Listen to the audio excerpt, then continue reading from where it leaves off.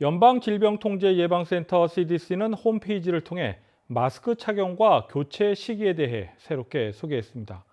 돌파 감염 사례가 늘고 있는 상황에서 올바른 마스크 착용은 어느 때보다 중요한 의미를 가지고 있는데 관련 내용들을 정리해봤습니다. 첫 마스크의 경우 호흡기 비말을 10%에서 35%가량만 차단할 수 있다고 소개됐습니다. 또한 덴탈 마스크라고 불리우는 일회용 마스크는 90%가량 차단 기능이 있다고 소개됐습니다. N95 마스크의 경우 공기 입자 속 95%를 걸러낸 것으로 나타났습니다.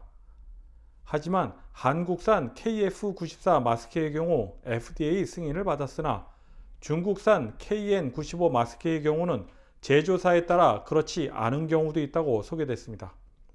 CDC는 착용자가 자신의 얼굴에 맞는 마스크를 사용할 것을 강조하고 있습니다. 그렇지 않으면 마스크 틈새로 호흡기 비말이 들어오거나 빠져나갈 수 있기 때문입니다. 또한 마스크 상단 코 부분에 와이어가 들어있는 마스크를 사용하기를 권하고 있으며 만약 첫 마스크라고 하면 일회용 마스크와 중첩하여 사용할 것을 당부했습니다. 한편 CDC는 마스크 사용 시간보다 사용 시 오염이 된 것으로 느껴진다면 교체해 줄 것을 당부했습니다. KTN 뉴스 스티븐입니다.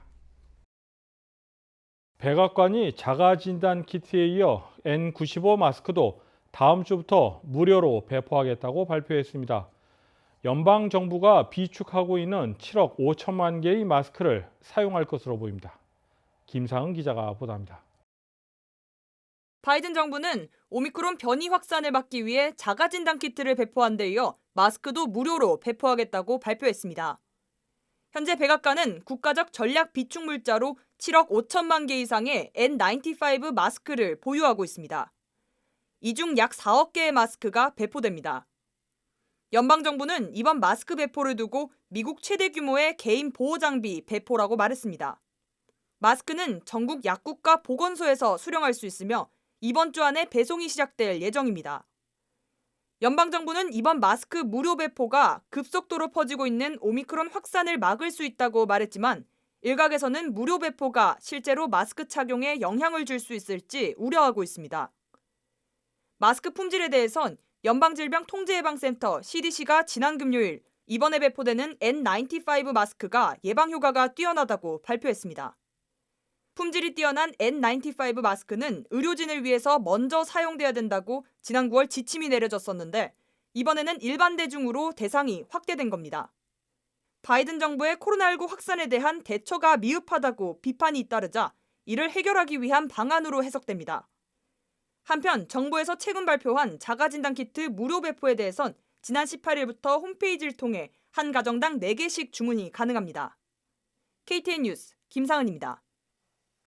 글로벌 컨설팅 회사 윌리스 타워스 왓슨이 최근 1,004곳의 미국 기업을 대상으로 진행한 설문조사에서 32%가 기존 예상치보다 임금을 더 올릴 것이라고 답했습니다.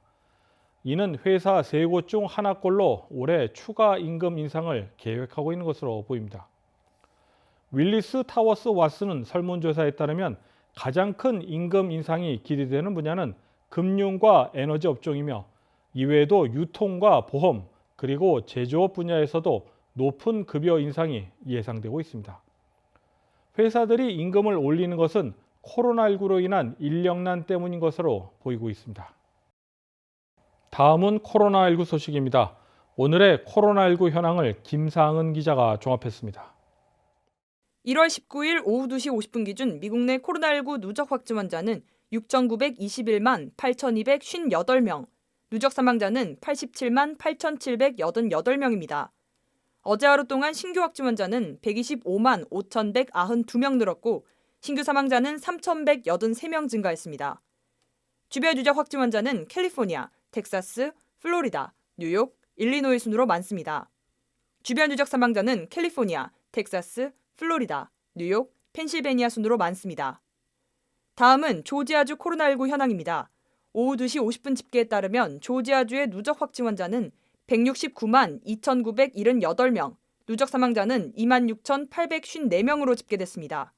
신규 확진 환자는 17,205명 증가했고 신규 사망자는 21명 늘었습니다. 다음은 카운티별 집계입니다. 풀턴 카운티 누적 확진 환자 16만 3,456명, 누적 사망자는 1,759명입니다. 어제 하루 동안 신규 확진 환자는 741명 늘었고 신규 사망자는 1명 늘었습니다. 귀네 카운티 누적 확진 환자 15만 3,176명, 누적 사망자는 1,500명입니다. 신규 확진 환자는 802명 늘었고 신규 사망자는 없습니다. 이상 오늘의 코로나19 현황이었습니다.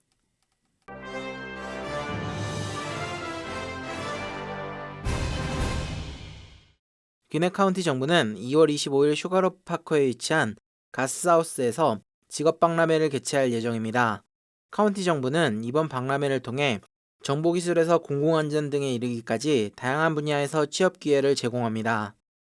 만약 현장 인터뷰를 고려한다면 2월 11일까지 귀넷 카운티 잡스.com으로 이력서를 사전에 제출하기를 카운티 측은 당부했습니다.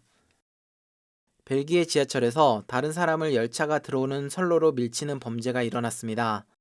현지 시간 15일 벨기에 브레셀 로지에 역에서 한 남성이 여성을 아무런 이유 없이 선로로 밀었습니다. 다행히 당시 지하철 기관사가 여성이 선로로 떨어진 것을 목격하고 급제동에 참변을 막았습니다. 가해 남성은 20대 프랑스인으로 알려졌으며 인근 지하철역에서 살인미수 혐의로 경찰에 체포됐습니다. 검찰은 가해자와 피해자가 서로 아는 사이일 가능성이 희박하다고 보고 있으며 범행 동기 등을 수사하고 있습니다. 전기차 테슬라의 오토파일럿 모드로 운전하다 사망사고를 낸 운전자에게 처음으로 중범죄 혐의가 적용됐습니다. 지난 2019년 12월 로스앤젤레스에서 발생한 사건으로 2명이 현장에서 숨졌으며 운전자는 무죄를 주장하고 있습니다. 전문가들은 운전자뿐만 아니라 테슬라에게도 법적 책임을 질 가능성이 있다고 전망했습니다. 연방도로교통안전국에 따르면 지난 5년간 오토파일럿 기능과 관련한 사고는 미국에서만 26건입니다. 이상으로 KTN 뉴스를 모두 마칩니다. 시청해주신 여러분 고맙습니다.